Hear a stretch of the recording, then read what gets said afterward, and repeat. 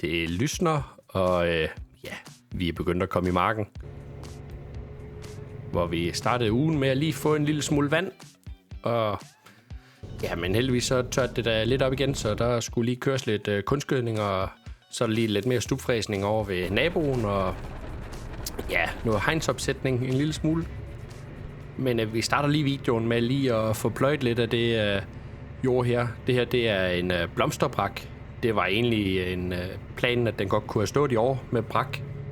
Men der er nogle regler for, at hvor mange afgrøder man skal have på en ejendom, når man har 20-30 hektar jord. Så skal man have så mange afgrøder af forskellige slags. Så der må lige ryge en blomsterbrakmark her, for at vi kan opfylde loven. Og men der kom noget regnvejr her i starten af ugen. Det er jo så det gode ved, at det er sådan en herlig sandjord, at jeg bor på her ved Langeskov, så den er lidt mørk jorden oveni her, hvor den lige bliver vendt rundt, men den er faktisk rimelig tør. Og hvad fik vi? Fik vi 5 mm her, mens jeg kørte og pløjte marken. Men det blev rigtig fint. Jeg ligger og triller med en små 7 km i timen, fordi at ergo, det er ren sandjord det her, så det er som at have sandpapir på en maskine, og så stå og slide på ens plov. Og der har ikke været så meget gylde, der lige skulle køres i den uge. Jeg har været ude og trille en lille smule, men der var ikke sådan den store efterspørgsel på en hel masse. Det er stadigvæk lidt vådt rundt omkring, så jeg har god tid til lige at få pløjet de her 5 hektar på 2 marker hjemme ved mig selv. Så er det jo ikke nødvendigt at pine udstyret helt vildt, når man egentlig har okay tid.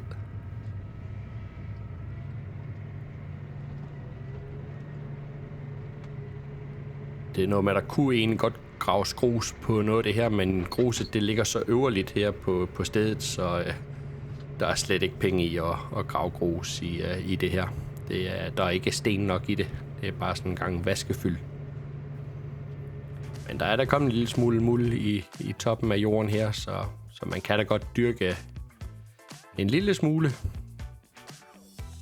Men det her jord, det er ikke sådan noget, der giver 10 tons ved hektaren.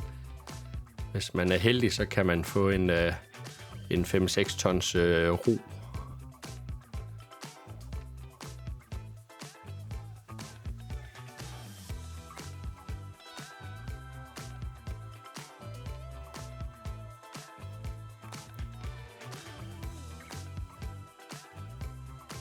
Så fik jeg lige afprøvet 58'eren for ploven. Det er jo lige med at se, hvad der er, om der er noget med den. Det er jo en brugt maskine, så det er meget godt lige at prøve at få afprøvet liften, og om lift og vægtoverføring og alt sådan noget, det virker på traktoren. Så den kom lige en tur for den her 5-fuget Kværnlandplov.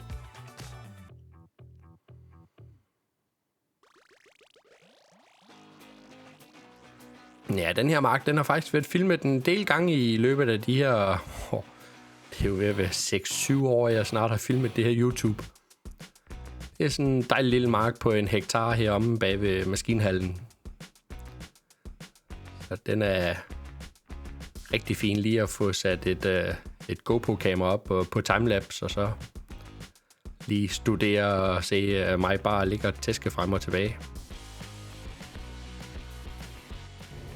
Det her, det er faktisk lidt bedre jord end den anden mark, vi kørte på. Det svinger lidt jordtyperne her hjemme ved mig. Der er en lille smule mere muld i den her.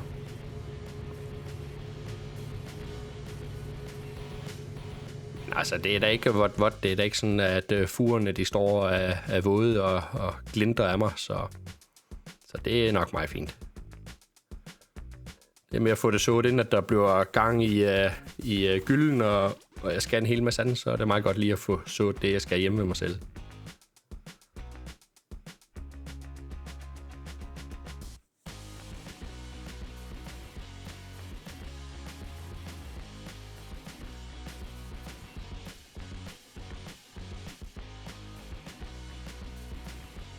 Jeg gad ikke at vende op i den anden ende til sidst, så det var nemmere lige at bakke til vejr og lige tage et nyt træk, end at vende 2 gange for at pløje.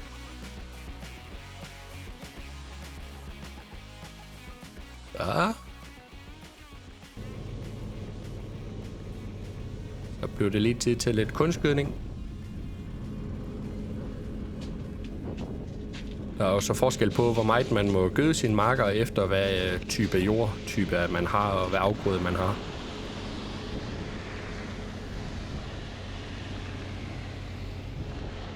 Men det gør heller ikke så meget, at der ikke skal køres de store mængder gødning på de marker, jeg selv har hjemme med mig selv, fordi prisen på sådan noget kunstgødning, det følger meget godt olieprisen op og ned. Så det er ikke billigt at fylde de her big bags med gødning i kunstgødningsbrederen.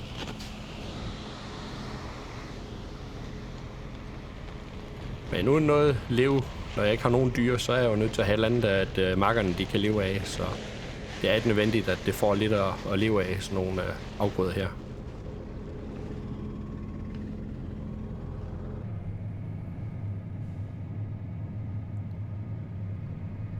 Og herhen der er vi hen og kører på noget ro. Og hernede i enden, der kan I se, at der er faktisk ikke ret meget på forlandet, så det gøder jeg heller ikke. For det spilder, men der er sået korn i forlandet hernede, men det er der Baltic Pipe, det blev gravet i for 4 år siden efterhånden, og jorden den er stadigvæk smadret efter Baltic Pipe, så på et eller andet tidspunkt, så kommer der vel liv i det. Jeg har prøvet at så noget i efterafgrøde i det også, og sådan noget her i efteråret, men før det skulle pløjes om igen, men det tager noget tid at få sådan noget jord, der har ligget stille i et år, da de gravede Baltic Pipe i gang igen, og selvom der er dræn ned under det og sådan noget, så kæmper jeg lidt med at få liv i jorden igen. Kom der lige et sæt twinhjul på traktoren. Jeg skulle alligevel have twinhjulene på, når jeg skulle hen og pløje, eller hen og så kunne jeg da lige tage lidt af trykket af traktoren. Og så var det ikke mere kunstgødning i sprederen, end det var nødvendigt. Det er jo ikke nødvendigt at fylde den fuldstændig op, når man skal køre på sådan noget pløjejord her.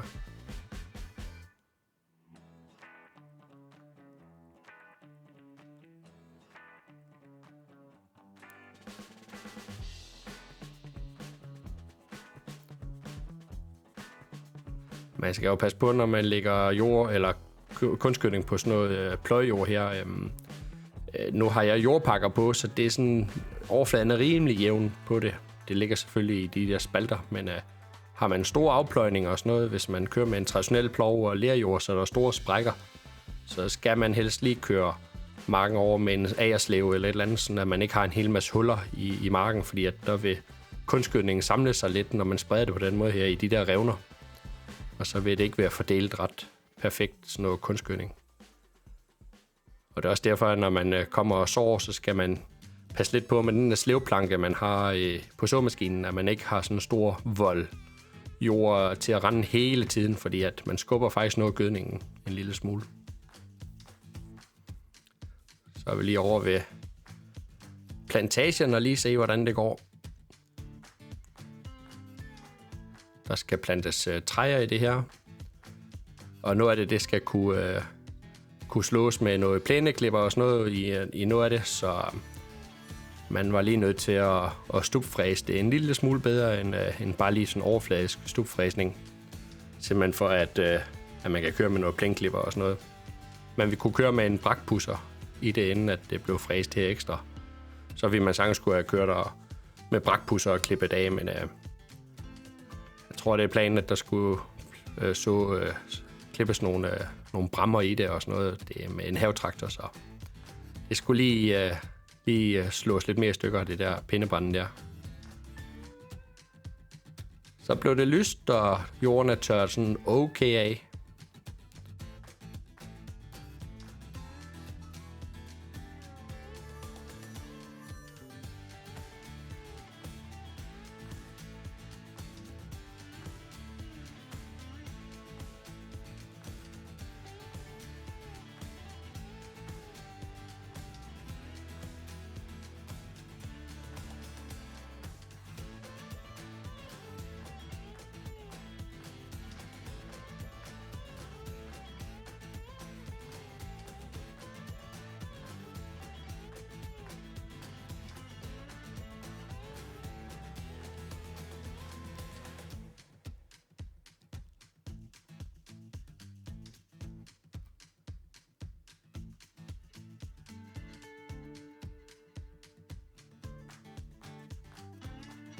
Ja, dronen den har været på arbejde i den her video her indtil videre. Det gør også, at der ikke er så meget traktorstøj, så jeg er nødt til at finde en eller anden baggrundsmusik, der kan bruges. Ellers så skal jeg jo bare ævle endnu mere i de videoer her, hvis det skal lyde lidt fornuftigt. Så det er godt med lidt baggrundsmusik.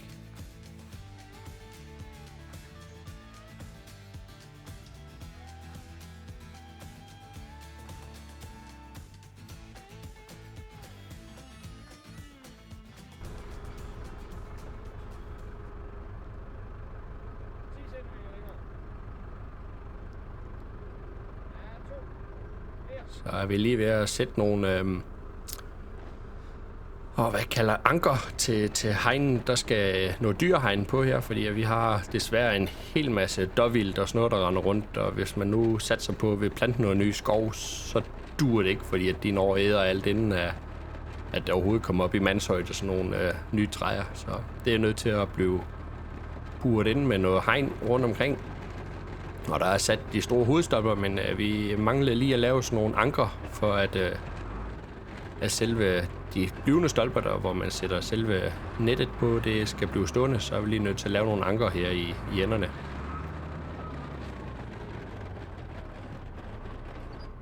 Jeg når ikke at få nogen film med i dag med at sætte hegn op, så I må bare lige se Arnold og mig sætte nogle anker i her.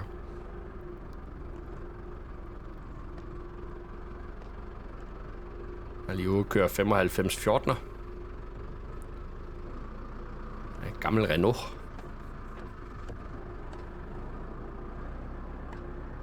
Det her pælebord, det fik vi til den gang vi havde strusse. Der satte vi rigtig mange hegn op der i 8 og 99, da vi fik strusse.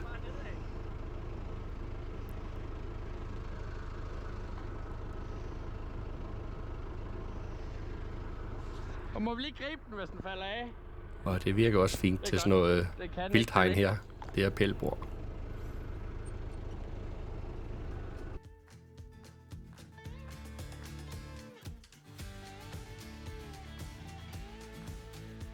Og det hjalp med de der afstivning der, da vi satte hegn på, så blev det rigtig fint. Så drejede stolperne bare helt vildt.